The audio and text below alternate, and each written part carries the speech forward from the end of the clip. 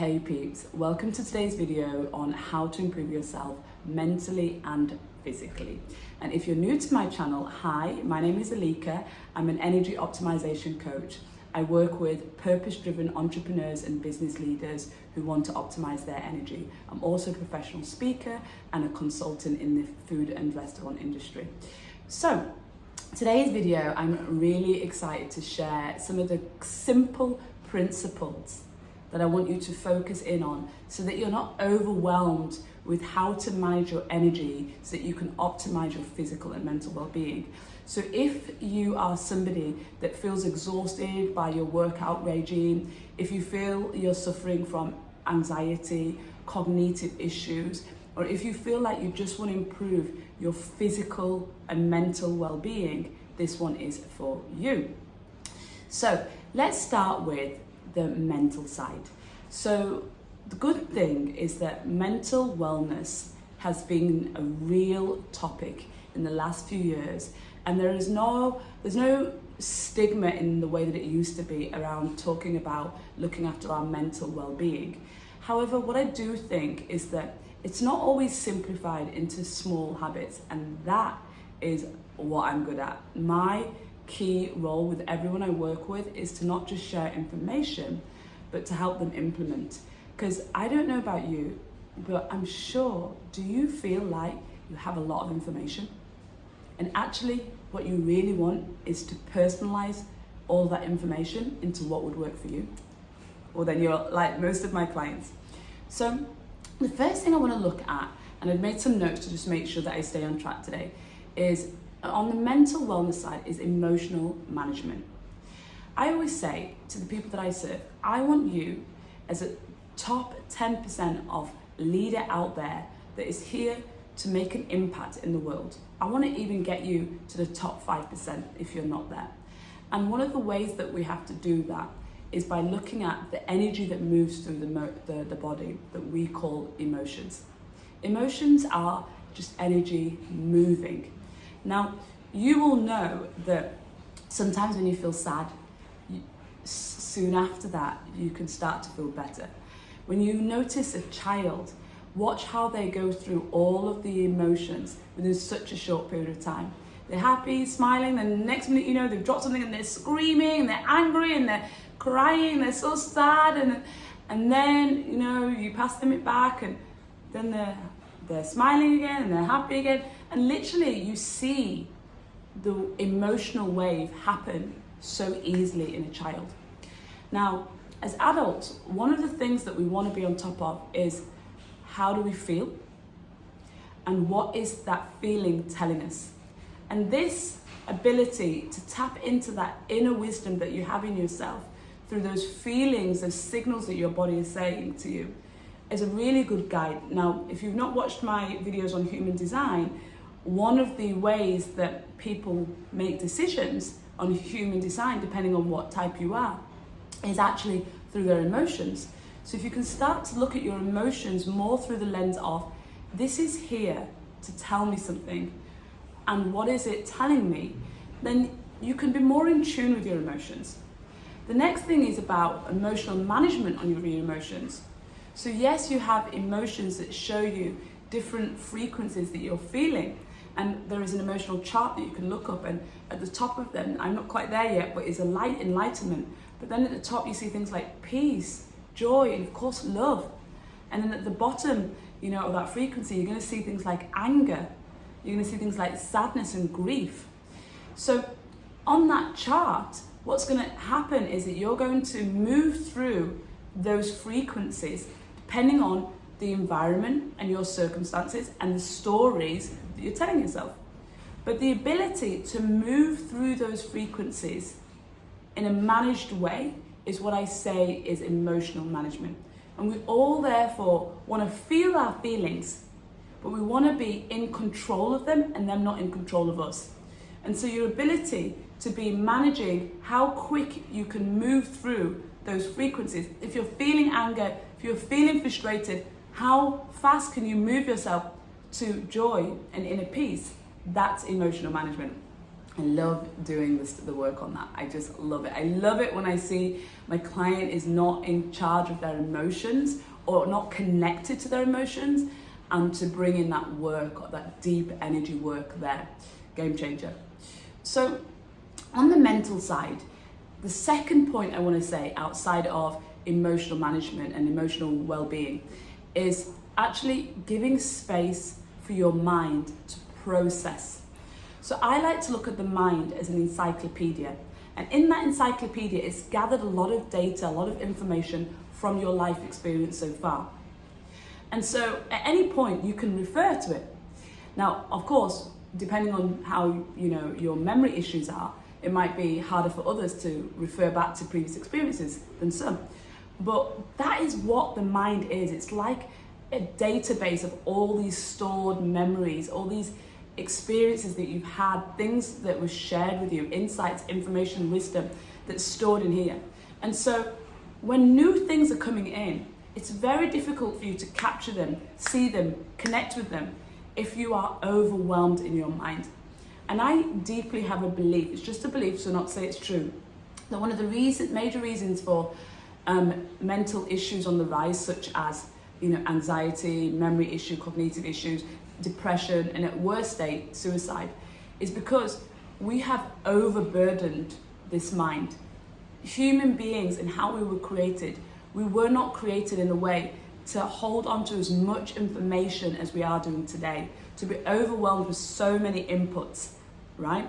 And yeah, that's actually why, a lot of us are so excited about AI and the support that we can get from technology and how it can support our day-to-day living. We are overwhelmed in our mind capacity. So imagine that you've got a car boot, and the car is like, you open it up and it's so full of everything. And you have like one small box that you need to put inside, and you're looking at it and you're like, where am I going to put this inside? You can't. You literally need to take something out, move something around, and create space for you to put something inside. And that's what it's like with our mind. So one of the best practices and habits that I create in my clients is making sure that in their day they have time alone without any inputs. So without watching TV, listening to a podcast, reading something. Or my favorite is doing that in nature. Because the way that nature restores our nervous system is very grounding. And this is going to help you to create space for new things to come through. I mean, many of you experience that time when you're in the shower and there's nothing else to do but just so your mind just goes elsewhere, and then you get that idea. This is what it's like when you create space. A lot of people experience this, I know, when they exercise. Like I remember over COVID, so many people that I was working with took up cycling, and they would go out in nature for such a long period of time, but they would have these amazing epiphany ideas. Some people refer to these as downloads. The point is, you might not be receiving those downloads if you are full in your mind and not allowing space, energetic space, physical space, and mainly time with just you to allow those thoughts to come through. So this is a really key part of mental well-being, is to create time for the mind to have space to process things coming through. Now, on the mind and mental well-being, the last thing I want to talk about is actually nutrients. So we need to think about, what does the brain need to survive? The brain needs healthy fats, because it's made predominantly of fats, and then think about the liquids, the liquid that actually protects in between each layer of our skin, our skull, the muscle fibers. Water is a key component. Our body's made of 70% water. So we really need to think about making sure that the brain has everything that it needs. And so there's a huge popularity and rise now to neurotropics. And this is really about providing supplements and support for the brain. So I absolutely love making sure that every single day I feed my brain. One of the ways that I do that is I look at nutrients that are really supportive to the brain. And in my family history, when I look at the ailments that we've had in our ancestries, it has mainly been around the brain. So I have really prioritized that as one of my areas of well-being. So some of my favorites are walnuts. If you look at a walnut, it actually looks like a brain. And it's a great reminder to provide the right vitamins and minerals that my brain needs. So for breakfast, because I really want to up my protein, nuts is a really good thing to add to my food. And so often if I'm having something like my coconut yogurt or my chia seed pudding or my homemade granola with that, I will add walnuts at breakfast time to make sure that I'm getting that brain food. The other one that I absolutely love is fish oil. So really what you're looking for is omega-3. And this is the type of fatty acid that helps us to balance out the inflammatory side of our nutrients. So there's a lot of foods that provide inflammation in the brain. One major one I would say is processed seed oils, and another one would be sugar. And so really what you want to do is get this beautiful balance to prevent inflammation between omega-3 and omega-6. Those inflammatory foods create a lot of omega-6 in the body. So to balance that out, you want to get omega-3, and fish oil or fish supplements are a really great way to do that. You can get a really good quality omega-3 supplement, and you want to look from it from a very good wild source if it's coming from fish.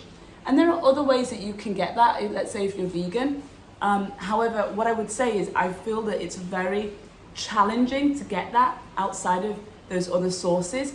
And that's because when I look at the research that's available, there's not enough research around it. But one of them is flax seeds.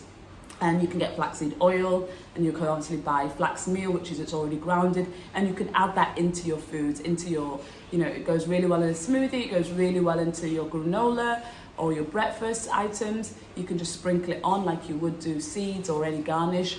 So this is one area that you really want to protect your brain. So I really recommend a really good omega-3 supplement.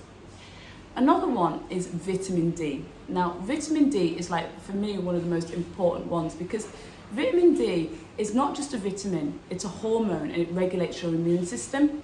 And so sometimes when the body is dictating that or detecting that something is off, then what you're going to find is that your immunity will lower as it fights for things. And you want to make sure you've got that extra support to your immunity.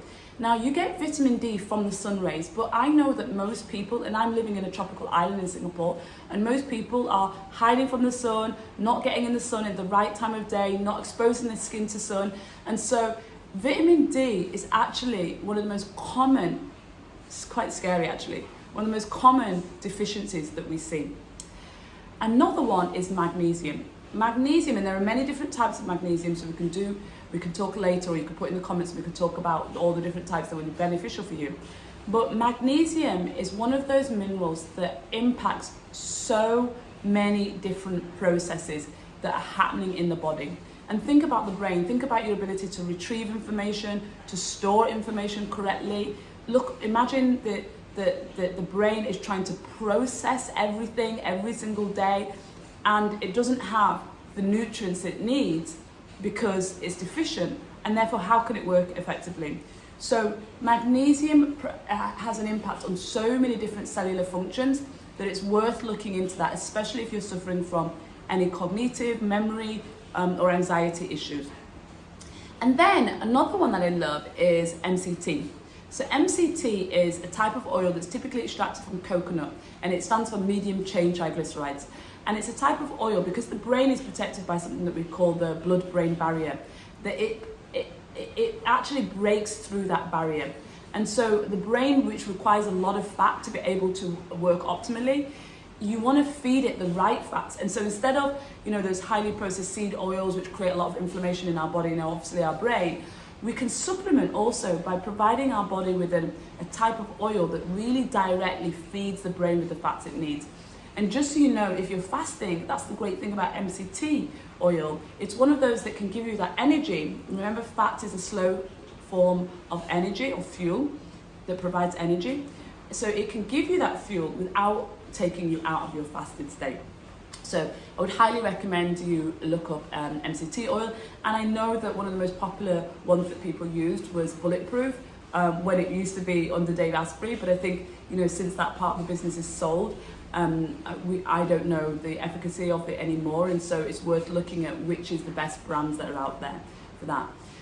And lastly, I don't think this kind of section around nutrients would be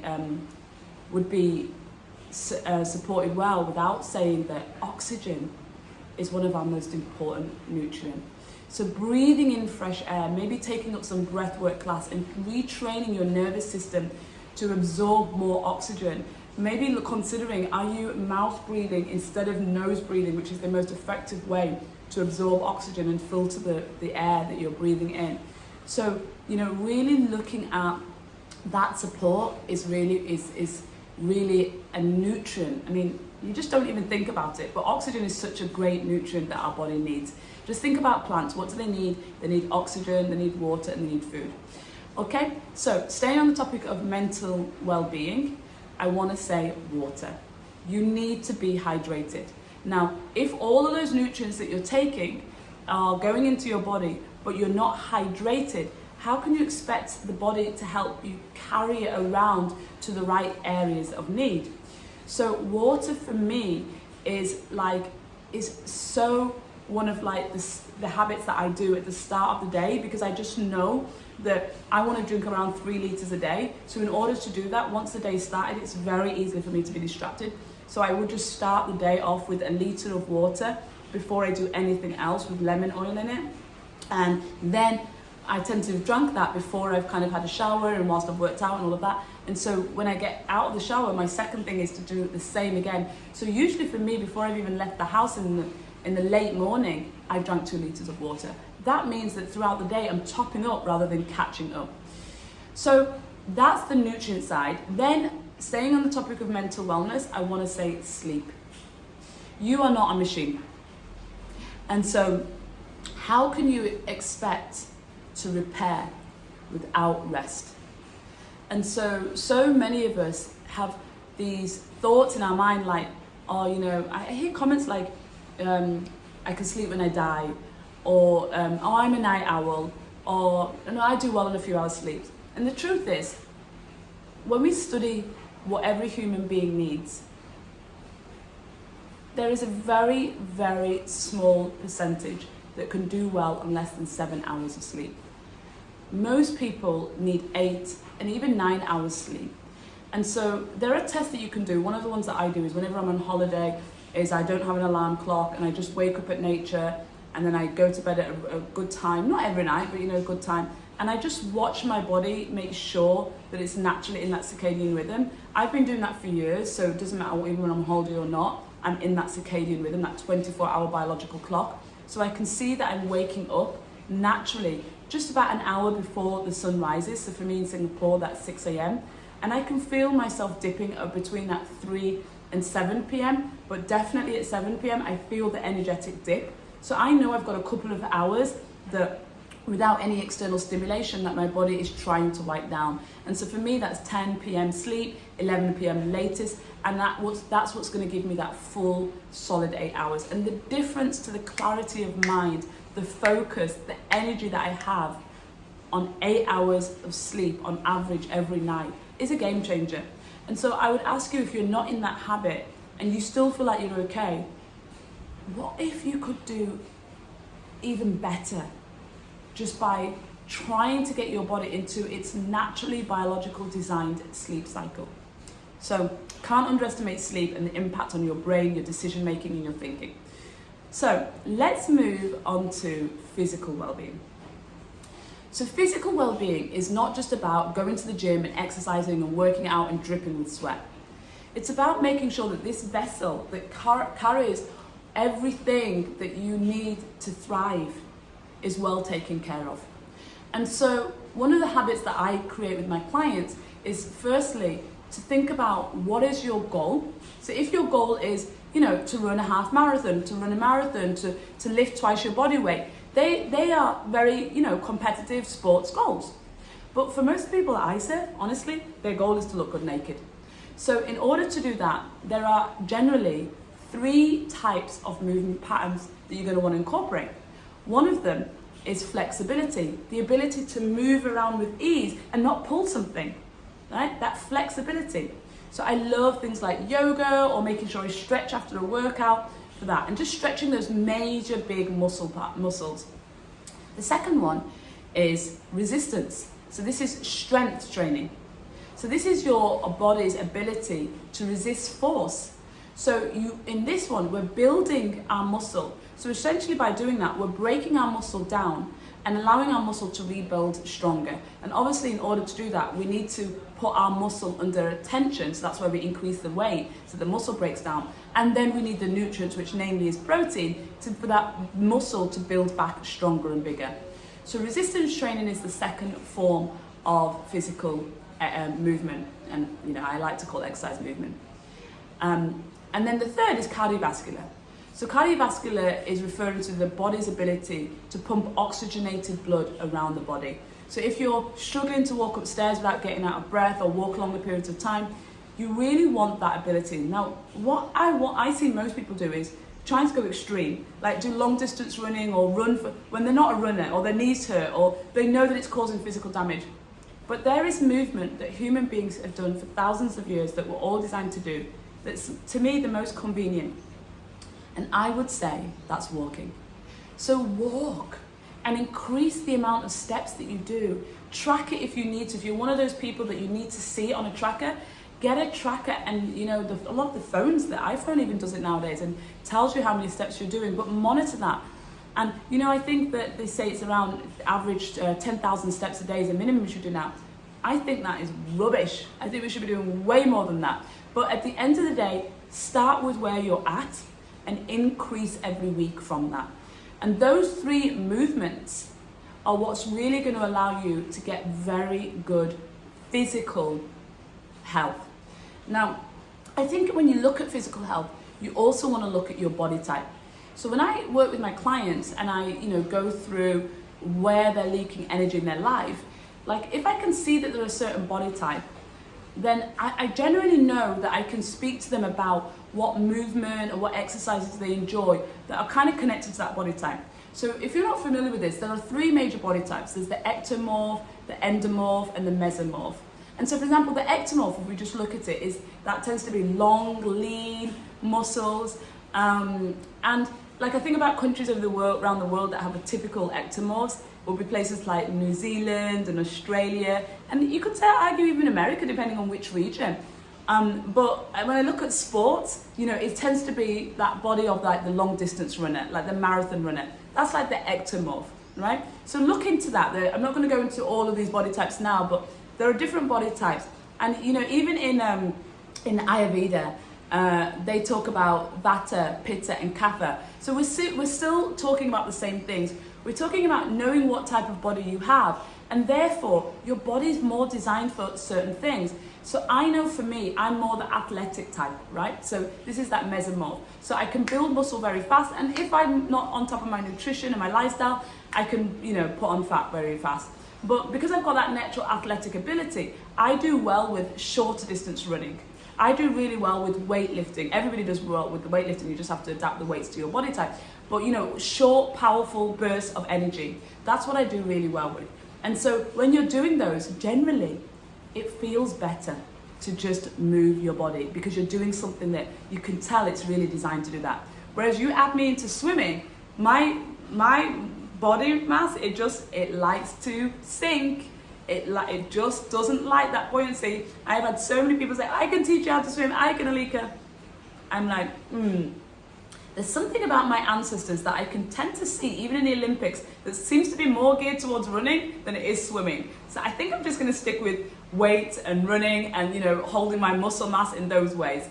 So this is really the importance and the benefits of when you look at your body type. And then lastly, I want to talk about your lifestyle. So one of the things that I do with my clients is in helping them to implement is I really focus on looking at observing all of their life, like what type of work do they do? Do they work? What's their hours of work? Where do they work? What do they do in their spare time? What do they enjoy doing? What are they not doing that they love doing when they were younger? These sorts of things. And from there, I can see habitual patterns. And it's much easier from that to be able to build movement within that. Because with movement, what you want is not time. You don't need to be working out for 1 hour, 4 or 5 times a week. What you need is consistency. So if you can do 10 minutes consistently every day of something that's helping you move towards what you need the most, whether it's flexibility, whether it's the strength, whether it's cardiovascular, and then make sure you're getting all 3 balanced throughout the week, that's what's important. So in order to be consistent, again, you need to look at your body type so that you're doing something that feels more aligned to your body. But you also want to look at your lifestyle and see what would be realistic in your lifestyle.